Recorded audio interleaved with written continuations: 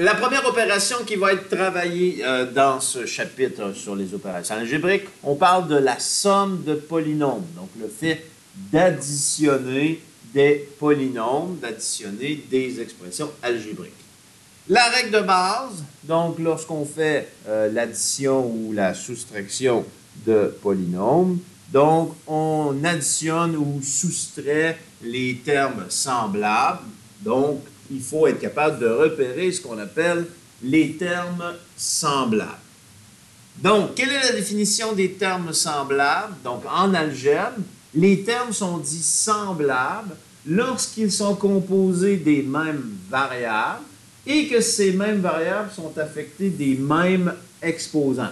Donc, le terme doit contenir toutes les mêmes variables et chacune de ces variables doivent avoir les mêmes exposants. Donc, on va y aller d'une série d'exemples dans quelques instants. L'autre élément, donc attention, puisque la multiplication est commutative, qu'est-ce que ça veut dire? C'est qu'on peut changer l'ordre des facteurs dans une multiplication sans que ça change le résultat. Exemple facile à comprendre, 2 fois 4, ben, c'est la même chose que 4 fois 2. Donc, l'ordre dans lequel on fait la multiplication n'a pas d'importance pour le résultat. Donc, l'ordre des variables qui composent le terme n'a pas d'importance pour déterminer si deux termes sont semblables. Donc, allons-y d'exemple, vous allez bien comprendre ici comment reconnaître des termes semblables. Donc, ici, on dit moins 2A2B3 et 4A2B3 sont semblables. Pourquoi? Contient la variable A, la variable B, A et B, et le A est affecté d'un exposant 2, ici aussi, B est à la 3, B à la 3, donc ils sont semblables. Deuxième exemple, ici, 20A2B3 et 10AB3 ne sont pas semblables. Bien qu'ils comportent les mêmes variables, ici, le A n'a pas le même exposant. Donc, pourquoi ils ne sont pas semblables? La variable A n'a pas le même exposant. OK. Donc, c'est le A ici qui pose problème. Ensuite, on dit 2A2B3 et 2B3 ne sont pas semblables. Donc, pourquoi? Parce que bien que le B3 se retrouve dans les deux termes, donc la variable B se retrouve dans les deux termes et est exposant 3, ça c'est correct, mais le A2 n'est pas présent dans le deuxième terme. Donc, A2 n'est pas présent dans le deuxième terme. Bon, ici, 2AB et moins 4BA sont semblables. Pourquoi? On a les mêmes variables. Donc le A et le B se retrouvent dans les deux. Et sous-entendu, leur exposant est 1 dans chacun des cas. On pourrait se poser la question, mais ici, c'est la propriété de commutativité. L'ordre des variables, ici, n'a pas d'importance. Dans les faits, le moins 4BA pourrait s'écrire aussi moins 4AB. Généralement, on va présenter les lettres dans l'ordre alphabétique lorsqu'on écrit un terme. Donc ici, ils sont semblables parce que l'ordre des variables n'a pas d'importance.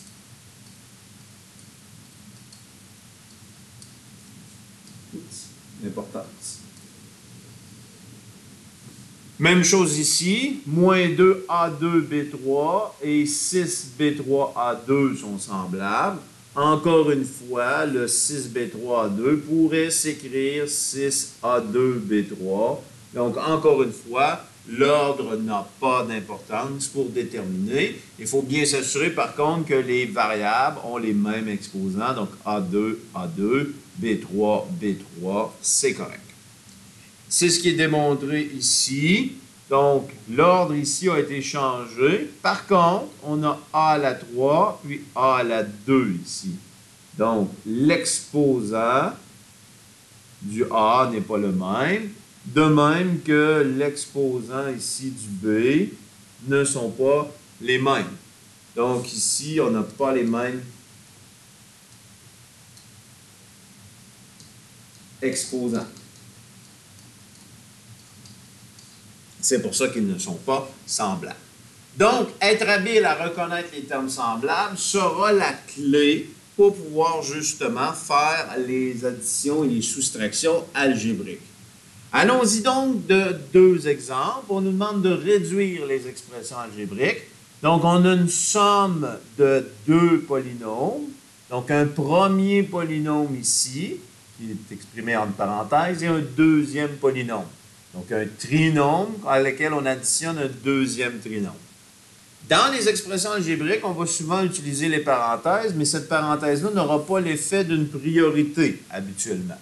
Il faut quand même regarder si à l'intérieur de la parenthèse, on pourrait regrouper des termes semblables, ce qui arrive rarement, mais il faut quand même le vérifier. Donc, ici, on doit additionner, on va regarder la parenthèse. Ici, on n'a pas rien qu'on peut regrouper à l'intérieur de la parenthèse, ni ici, parce qu'on n'a pas de termes semblables à l'intérieur de la parenthèse. À ce moment-là, on va aller repérer, justement, les termes qui sont semblables.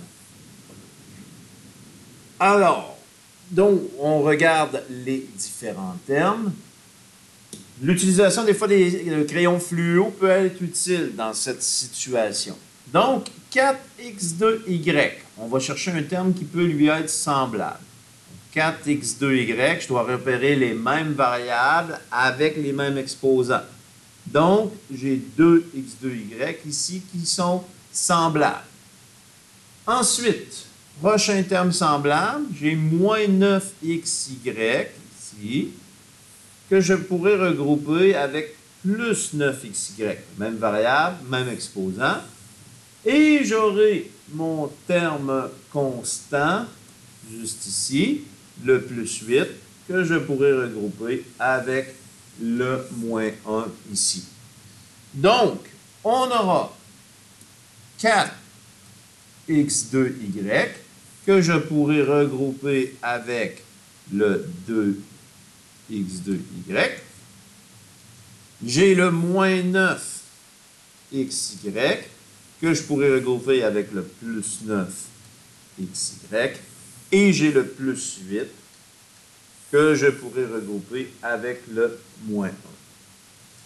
Donc, j'ai 4x2y plus 2x2y, ce qui va faire 6x2y. Ensuite, j'ai moins 9xy plus 9xy. Donc, moins 9 plus 9. Donc, moins 9 plus 9 va me faire 0xy. Bon, éventuellement, on ne passera peut-être pas par cette étape-là, mais je vais l'écrire pour l'instant. J'y reviens dans quelques instants. Plus 8 moins 1, donc plus 8 moins 1, ce qui va faire plus 7 ici. Bien sûr, on peut toujours utiliser sa calculatrice là, si jamais ça nous embête, nos additions de nombres entiers. Donc, 6x2y, ça va. Et ici, j'ai 0xy. Donc, 0xy, il faut se rappeler que ce sont des multiplications qu'on a ici. Donc, peu importe les valeurs de x et de y, dès que j'ai un coefficient qui va être de 0, 0 fois x ou y, ben, le terme qui est ici va valoir 0. Donc, on n'aura pas besoin de l'écrire, on va l'annuler, on va l'enlever de notre polynôme simplifié. Et il nous reste le plus 7, donc 6x2y plus 7 sera l'expression algébrique la plus simplifiée parce qu'il ne nous reste plus de termes semblables qu'on peut regrouper ensemble. Deuxième et dernier exemple en lien avec l'addition. Encore une fois, la stratégie d'utiliser crayon fluo ou un code de forme pour pouvoir repérer nos termes semblables. Donc, j'ai 3A2B ici. On va essayer de voir s'il y a des termes semblables. Premièrement, à l'intérieur de la parenthèse ici, j'ai A2B, j'ai AB, pas semblable, plus 5, non. Donc, on va pouvoir le regrouper avec les termes de mon autre polynôme. J'ai moins 7BA2. Encore une fois, ici, c'est un terme semblable parce que l'ordre n'a pas d'importance. Maintenant, le terme plus 4AB ici ne pourra pas aller avec rien d'autre parce qu'il n'y a pas de terme qui est semblable. Et finalement, les termes constants, donc le plus 5, va aller avec le plus 1 ici. Donc, on aura à regrouper 3A2B avec le moins 7BA2. Je pourrais l'écrire dans l'ordre alphabétique là, pour éviter la confusion. Donc, on pourra les regrouper ensemble. Le plus 4AB va rester seul et le plus 5 et le plus 1 va devoir se regrouper ensemble. Donc, 3 moins 7 me donnera moins 4 A2B plus 4 AB qui va demeurer seul et plus 5 plus 1 va faire plus 6. Donc ici, si je remarque qu'il n'y a plus de termes semblables, mon expression est simplifiée au maximum. C'est ce qu'on tentait d'obtenir. Donc voilà pour la somme de polynômes. Donc on regroupe les termes semblables.